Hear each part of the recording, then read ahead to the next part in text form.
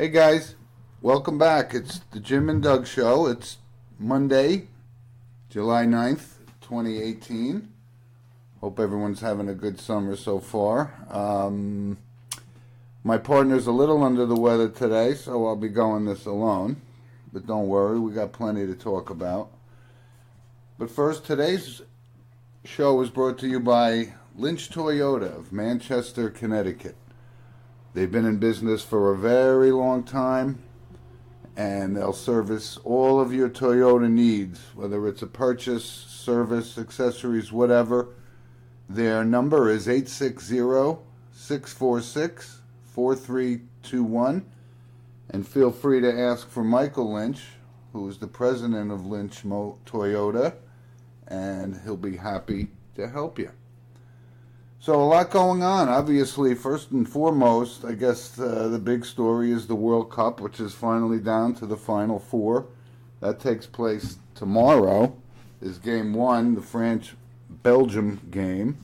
And on Wednesday, it's Croatia-England. I must say the past few games have been very, very exciting. A few of them have come down to penalty kicks. So let's talk about the France-Belgium. I kind of have to give the edge to Belgium. They just seem to have been more dominant in the games that they've played. And I think they came back from a 2-goal deficit a few games ago and got the win. Although France is a good team. So I'm not sure which way this is going to go, but I would actually give the nod to Belgium. On Wednesday, Croatia had a tough win, won on penalty kicks versus Russia, which was a big disappointment to the local fans, obviously. But England looked really good. They look really talented. So I'm going to go with England on this one. I think they have a little bit more talent than Croatia, but we'll see. It's going to be exciting either way. I guess the final will be on Saturday, if I'm not mistaken. So let's see how that plays out. It's been pretty exciting, I must say. I did talk to somebody, as I had mentioned before, about the diving that has been occurring on some of these games. And Neymar in particular was singled out. I was talking to a young fellow who was actually from Brazil, and even he mentioned that it got a little bit out of hand with the diving, but if that's going to be up to the referees. We'd hate to have a World Cup winner based on a dive that took place or was or wasn't called. So it was pretty funny though. The Neymar, they did a little spoof on it, him rolling around. I hope that doesn't come into play here. I hope they just play good, clean soccer, and that'll determine who's going to win that game. So moving on, the NBA Summer League. I tried to watch some of it. It doesn't have that appeal to me for some reason. I don't know why it's so big. I know it's to showcase the number one draft picks and so forth, but there's really not a lot of other talent around there, so it's kind of like not very exciting to watch. I guess unless you're a scout or something and you come up with somebody who's a surprise. None of the number one guys are going to really kill themselves in this league. So it's gotten pretty big. So it's a good showcase, I guess, for the NBA. It took a little bit of the limelight away from LeBron for a few days, which, like I said, I think they're not done yet. I think they're going to still bring some guys in around him. I'm not sure he's up for rebuilding this team. But right now, on paper, they don't look like they have a lot to work with. So we'll see how that pans out. But the NBA Summer League, to me, it's very surprising that it has such a big following, because I did watch it, and like I said, I didn't see a real lot of quality basketball. But the NBA has its followers, so that's kind of why it's so big. moving on, we get to Major League Baseball. We're coming up to the halfway point of the season, at least on paper anyway. All-Star game next week, and the usual fan favorites got elected. You know, it's not that Bryce Harper's not an all-star, but if you wanted to base it on the season somebody's having, then, you know, obviously he's hitting 200 and something, that he doesn't really belong in the starting lineup. But it's for the fans, so it's up to them. Unless they take it away from the fans, then it's always going to be a popularity contest. So as we hit the All-Star game, yeah, we can tell the Yankees are where most people expected them to be based upon the lineup they have and the year Severino's having, who's really carrying that team. Probably the best pitcher in baseball right now, and that's not taking anything away from Verlander and Scherzer and company, but we're where everybody kind of expected us to be. I'm not sure everybody expected the Boston Red Sox to be having the monster year that they're having, but it's going to come down, obviously, to the Yankees and the Red Sox and the usual suspects, the Houston Astros. Boy, they seem to be loaded. And if they have the pitching, they're going to be a tough team to beat and going to have to give them the slight edge in defending their World Series title. So it's been very interesting. To me, maybe one of the bigger surprises was kind of a comeback, as he kind of fell off the map for a while, was this guy Matt Kemp in Los Angeles, having a great year. It's kind of the year what we expected. It's actually the kind of year he bragged about, thinking he was the best player in baseball for a while, but he's really turned it around, and that's pretty surprising. But the usual guys for the Yanks, Judge and Stanton, are starting to hit, and things are looking good. Baseball's been interesting so far, and look forward to that. So we'll get the All-Star game out of the way next week, and we'll go with part 2 for the baseball season coming up. It should be very, very interesting. I guess the one marquee guy that's going to be on the market, and I don't see why he's not going to be on the market, because it doesn't appear like they're going to be able to re-sign Manny Machado in Baltimore. I think I just don't think there's any way that Buck Showalter will agree to a deal to send him to the Yankees, but they would have to give up some major league talent to get him. I'm not sure we need him at this point. With all the young kids that have come up and playing very good, I think we don't need to get involved in that at this point in time. But he certainly will be moved. Whether Buck has any say in it at all, I'm not really sure yet, because he may not be there, although there's not a lot of talent on that team, and that's why they got the worst record in baseball. So we'll see how that goes. Gearing up for the British Open, right? The third major, the Open Championship.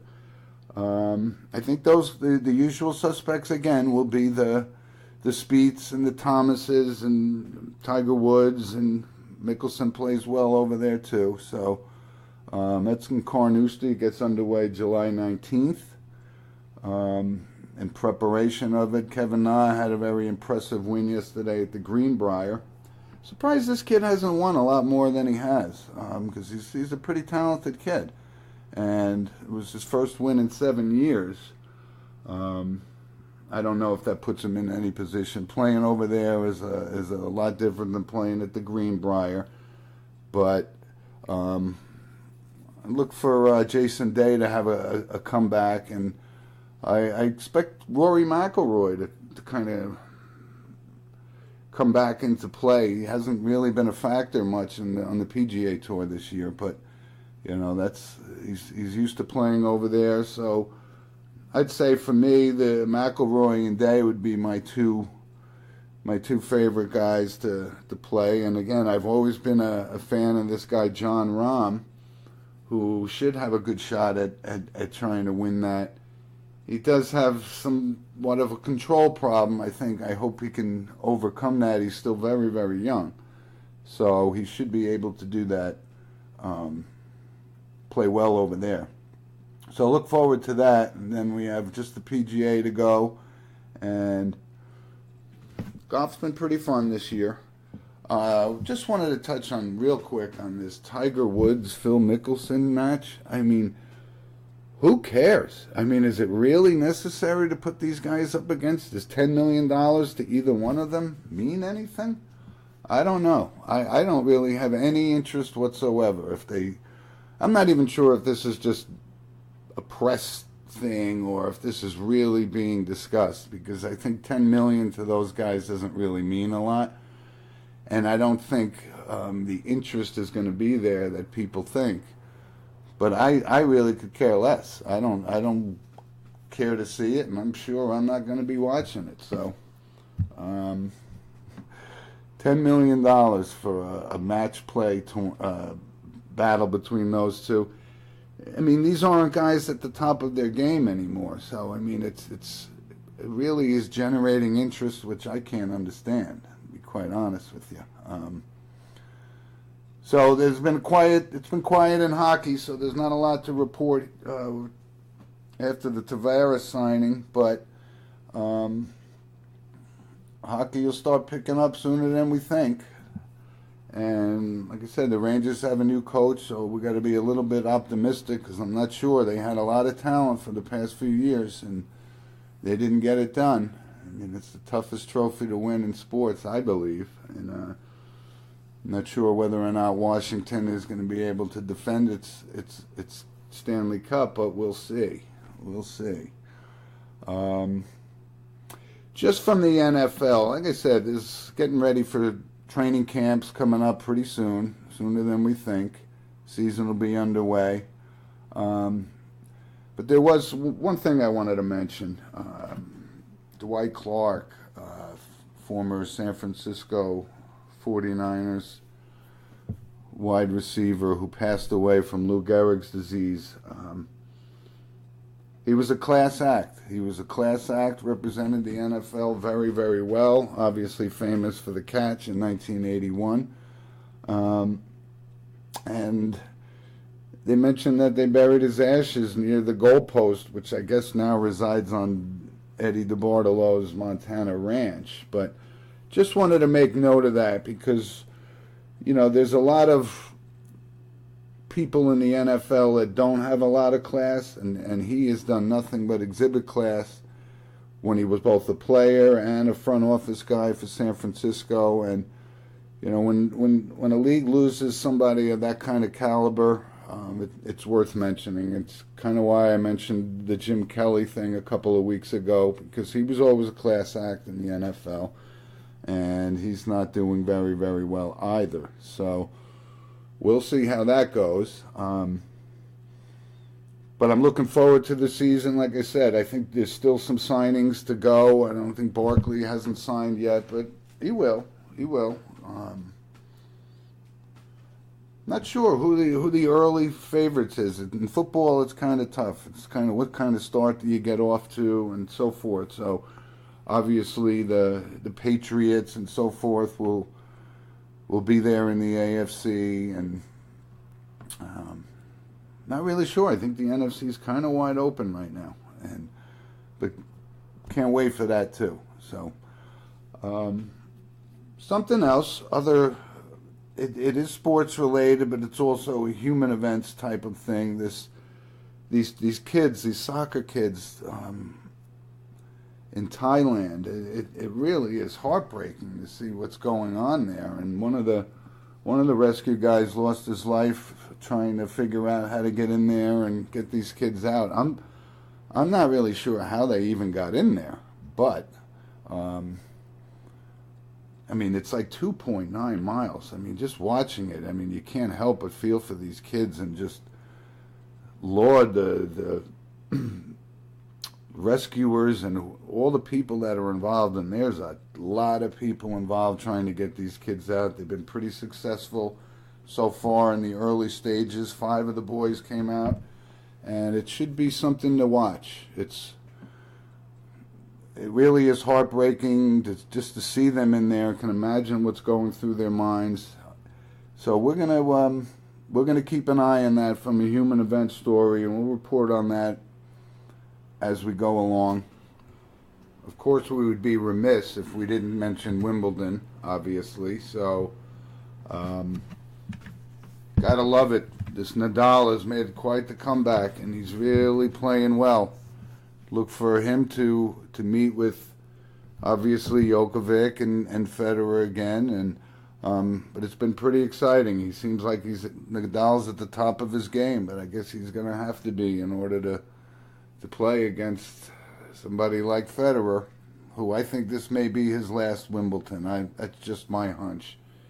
I don't know how much longer he can sustain this top of his game type of thing. So, but we'll see. On the women's side, wow. I mean, Serena Williams, that would be quite the story if she could come back and win that. The women's division is wide open. So we're getting down to crunch time in Wimbledon, and we'll stay tuned for that, and we'll report on that as it goes. But thanks for joining everybody this week, and like I said, look forward to having my partner back, and any comments and so forth, feel free to reach out to us. Look forward to hearing from you guys. Thanks. Bye.